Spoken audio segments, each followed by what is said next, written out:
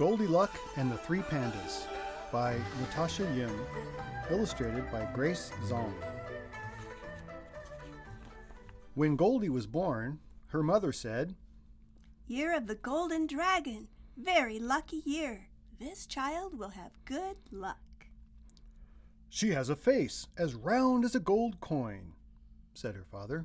"This child will bring great wealth." But Goldy had neither great wealth nor good luck. In fact, she could never seem to keep money in her piggy bank, and she had a bad habit of breaking things.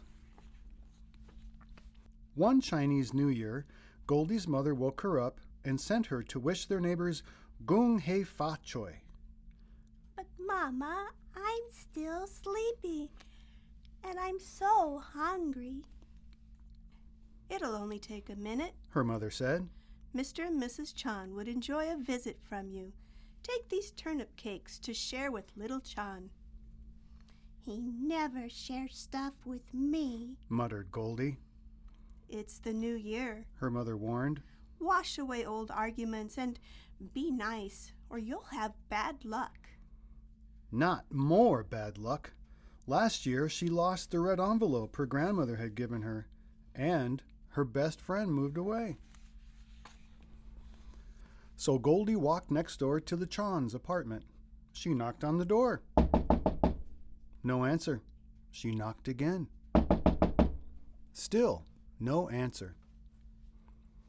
Goldy gave the door a little push. It swung open, and she tumbled in, dropping the plate. Turnip cakes catapulted all over the floor. "Oh, no!" Goldy cried. A whole plate of turnip cakes ruined. That was bad luck for sure. She wandered into the kitchen to find a broom. On the table were 3 steaming bowls of congee, a ceramic bowl, a wooden bowl, and a plastic bowl. Her tummy grumbled. Surely nobody would mind if she had one little bite of rice porridge. She sampled the congee from the ceramic bowl. "Ugh, too watery." She tasted the congee from the wooden bowl. "Yuck! Oh, too thick and clumpy." Then she slurped some congee from the plastic bowl. Just right." Before she knew it, she had eaten it all up. All that congee made Goldy even sleepier than she already was. Maybe she could just rest a bit and wait for the Chans.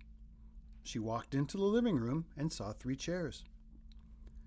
She plunked down on Mr. Chan's massage chair.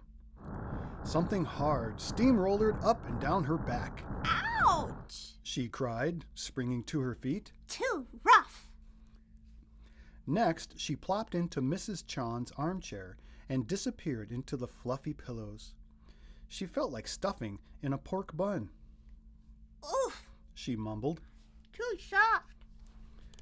Then she squeezed herself into little Chan's rocking chair. "Whee!" she shouted as she rocked back and forth. But she pushed too hard, and the chair somersaulted backward. It hit the floor with a splintering crash. "Oh, no!" Goldy exclaimed. 7 years bad luck. Or was that for a mirror? In either case, she was still so sleepy. She ambled into the bedroom to find a place to lie down. Just for a few minutes," she reasoned. She climbed into a king-sized bed. The mattress felt as hard as a week-old almond cookie. "Ugh, too uncomfortable." Next, she flopped onto a queen-sized bed. The electric bed began to fold her up like a dumpling. "Yikes! Too scary," she cried. Then she leaped off and settled down onto little Chan's futon. "Just right." She sighed and fell fast asleep. The Chans finally returned home. "Who dropped these turnip cakes all over the floor?" exclaimed Mr. Chan. "And didn't clean them up," added Mrs. Chan. A whole plate of turnip cakes ruined, groaned Little Chan. They headed into the kitchen. Hey, who's been eating my congee? Demanded Mr. Chan. And who's been eating my congee? Cried Mrs. Chan. Little Chan wailed. I don't have any congee. Someone's eaten mine all up. Mr. Chan heard a humming in the living room. He went to investigate. Someone's turned on my massage chair, he bellowed. And someone's rumpled the cushions on my armchair, yelled Mrs. Chan. I don't even have a chair, shouted Little Chan. It's been smashed to pieces. When the three Chans looked in the bedroom, Mr. Chan hollered, Someone's been sleeping in my bed! And someone's been sleeping in my bed, squealed Mrs. Chan. Look, said Little Chan. It's Goldy sleeping on my futon. Goldy jerked awake. Who could sleep with all that yelling going on? Mr. Chan, Mrs. Chan, she cried. I didn't mean to fall asleep. In a fluster, she jumped out of bed and dashed home.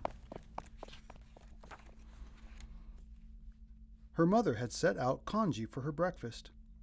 Goldy was just about to take a bite when she thought of Little Chan, who didn't have any more rice porridge in his bowl. I'm not really that hungry, she said to her mother. She went to read a book in her rocking chair. As she rocked back and forth, she thought of Little Chan, who didn't have a chair to sit in anymore. I'm still sleepy. I think I'll go to bed, she said. Goldy climbed into her nicely made bed. She thought of the pillows and blankets she had strewn about the Chan's bedroom. Goldy jumped up and ran back to the kitchen. She grabbed her bowl of congee and rushed back to the Chan's apartment. I didn't mean to break Little Chan's rocking chair, she said to Mr. Chan. I'll help you glue it back together. I'll fix the blankets I messed up, she said to Mrs. Chan. And make the beds. Goldy handed her bowl of congee to Little Chan. I'm sorry I ate all your rice porridge, she said. And dropped all those turnip cakes. That's okay, Goldy, said Little Chan shyly. We were just about to make some more. Would you like to help? So Goldy and Little Chan chopped, stirred, and steamed lots and lots of turnip cakes. Then they fried them up nice and crunchy for the New Year feast. Mrs. Chan handed Goldy a red envelope. Gong hei fa choi, Goldy, she said. May the new year bring you great wealth and good luck. Thank you, Goldy said. But I think I've found some good luck already. She smiled at Little Chan, and the two friends sat down together to eat a whole plate of turnip cakes. The end. Thank you.